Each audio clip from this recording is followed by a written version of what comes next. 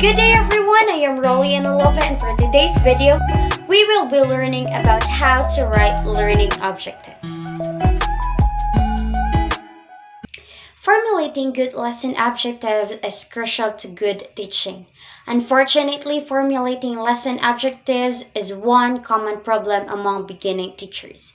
But don't worry, let us learn how to do it here. But before that, I have here a quote from Lewis Carroll. If you don't know where you are going, any road will get you there. Have you ever thought about its meaning? Without a direction or knowledge of where you are going, you will always end up in the exact same place. Nowhere. So these lines speak such truth in education. You can't know what roads to take or even know if you have arrived until first you know where you are headed. Now, what is a learning objective? A learning objective states what a student will learn by the end of a lesson or module. It should include a measurable outcome or a measurable verb from the designated domain focused on the student.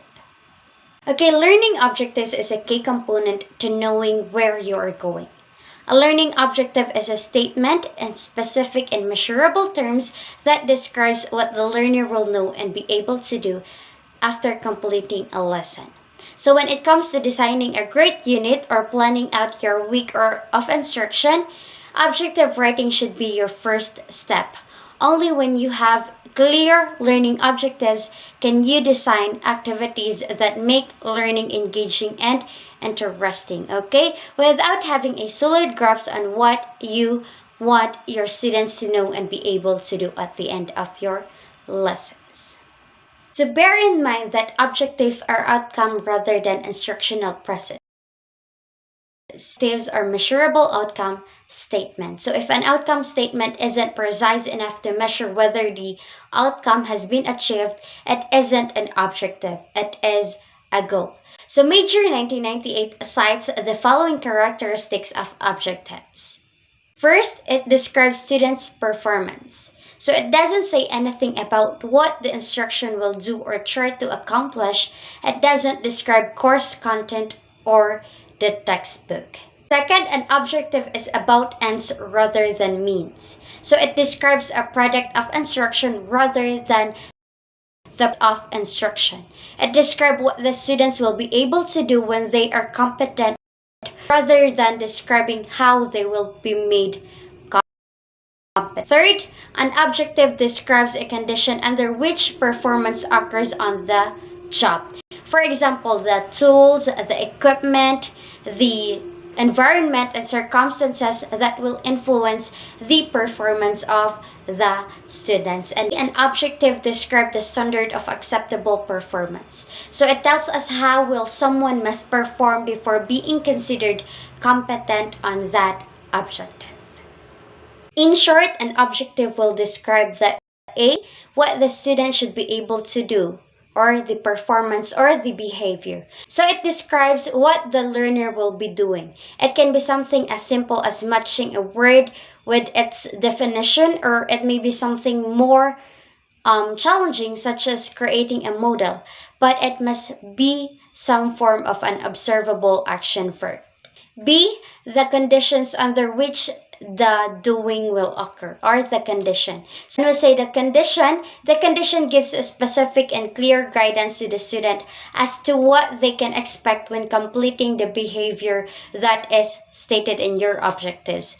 For example, it may include a specific information that the learner will use, such as specific or it may be the tools or references that the student will need in order to complete the behavior, such as dictionary, diagram, or the chart.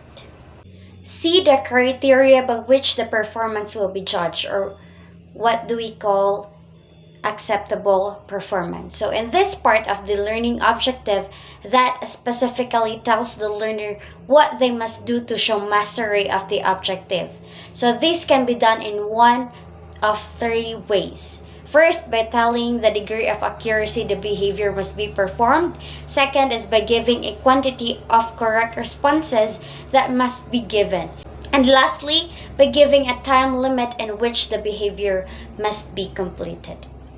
Now, why do we have learning objectives? Okay, creating clear learning objectives during the planning process of a session during a training course serves three main purposes.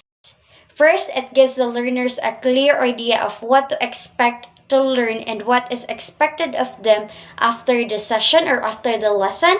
Second is it gives the trainer or a teacher a goal to achieve in presenting the content of a session or the lesson. And of course, lastly, it forms the basis for evaluating the trainer or the teacher's learner and course effectiveness. Next is what are the characteristics of learning objectives? So, learning objectives should be SMART. That is, S for specific, says exactly what the learner will be able to do. M for measurable, can be observed by the end of the training session or by the end of the lesson. A for attainable, attainable for all the participants or all the students within the scheduled type and specified conditions. R for relevant to the needs of the participant or the students and the organization or in the classroom. And lastly, T for time frame, achievable by the end of the training session or by the end of the lesson. Remember that a SMART learning objective is a specific, measurable, attainable, relevant, and time frame. It is a statement describing an intended outcome, and it describes intended participant performance by the end of the training session or by the end of the lesson. And lastly, it describes participant performance rather than trainer performance and the instructional procedure. Meaning to say, learning objectives is a student centered rather than a teacher centered process. Next, writing a SMART learning objective, a checklist. So to help your SMART learning objectives what you intend, make sure that they answer the following questions with the answer yes. First, is your main intent stated? Is the indicator behavior the simplest and most direct one you can think of? Is relevant to the topic of the training or the session? Is it attainable in the time you have for the session or for the lesson? Have you described how well the learner must to be considered acceptable? So if your answers are yes, you are writing a learning objectives with SMART. The following are the tips for writing effective learning objectives. So first, learning objectives should be student-centered. Meaning to say when writing learning objective, make sure that the focus is always on the student. They should always describe what you will be doing, not what you will be teaching or what your instruction will look like. A learning objective should never be confused with a learning activity. The second tip is make sure to use simple language that all learners can understand. So learning objectives should be shared with student prior to the learning. So this gives the learner a sense of purpose. So therefore, it is important that they are able to read and understand each word we use. Next is keep the learning objective statement brief. So limiting your objectives to one sentence will help your learners focus better on what is expected of them instead of becoming discouraged and overwhelmed by the wordiness of your objectives. Next is match the learning objective to the level of your students. So when choosing an action verb for your objectives, make sure it is at the same learning level as your students.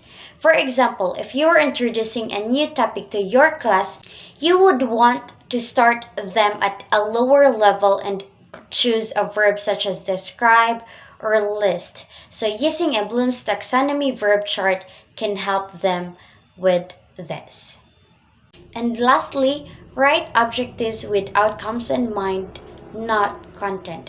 Because your focus should be entirely on what a student should be able to do, not on the lesson itself.